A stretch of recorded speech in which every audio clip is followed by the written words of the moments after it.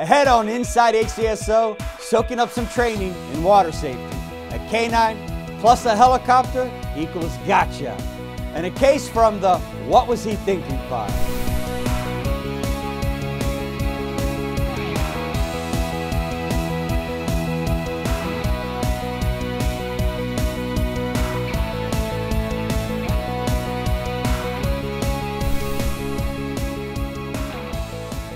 Hello, I'm Major Chad Chronister.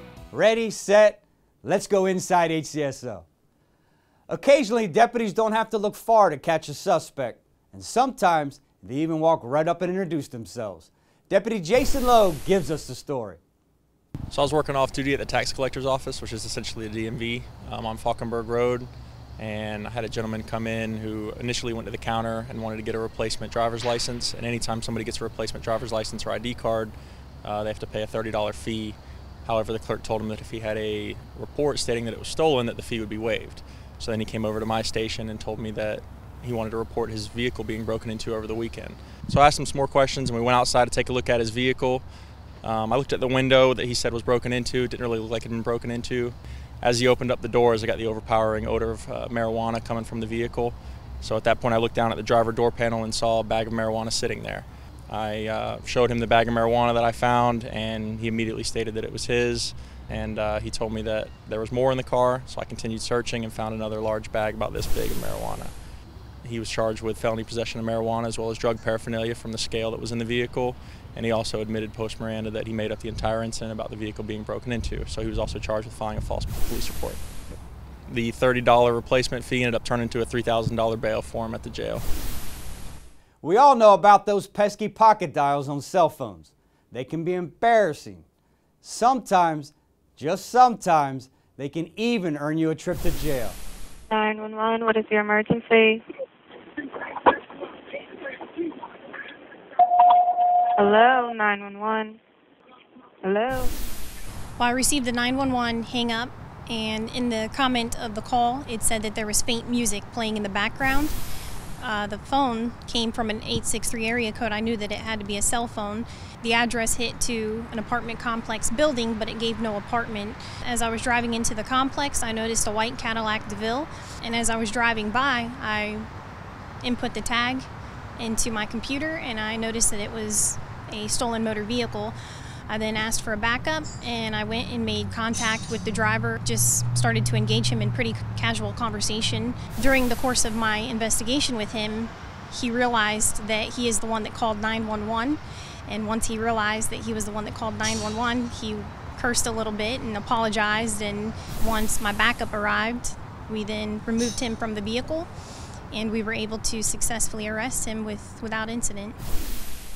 The hunt for a truck stolen from a gas station hit pay dirt when an eagle-eyed undercover deputy spotted the Chevrolet leaving the Hard Rock Casino.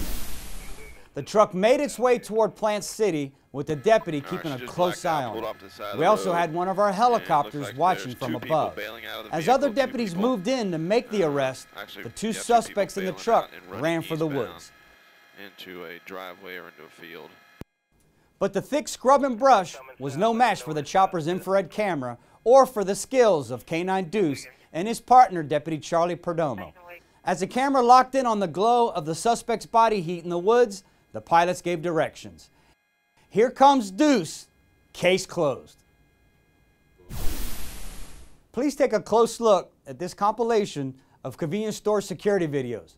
We believe it's the same suspects at all three stores.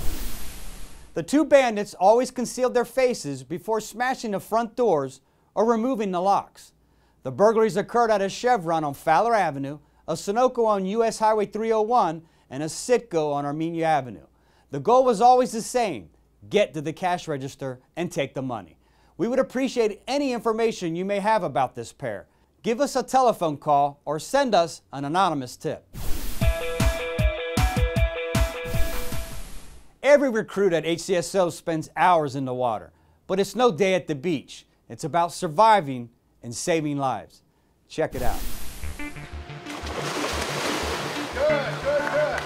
Modified breaststroke. There you go.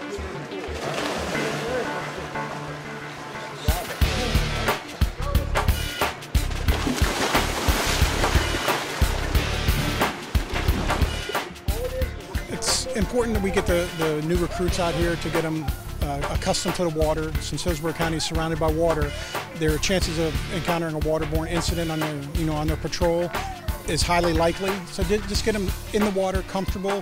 First thing we do is get them in the water in just their clothes, do a few exercises, and then we get them in the water with the life jackets on, just so it instills the importance of the life jacket in what we do. Makes it easier for them to operate, to function in the water. Once they're hired on, every deputy's issued a life jacket and a throw rope. And we just come out and we give them instruction on basic commands, basic techniques on how to use the equipment. For anybody that's in the public that's maybe an active drowner, they show up on scene, they take charge of the scene, they use the throw ropes and able to pull the victim or the person out of the water safely. And also just to give them some ability and some confidence of when they show up to a waterborne incident.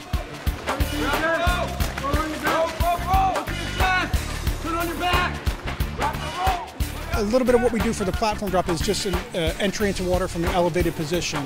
Don't know if they'll encounter that at all in their career.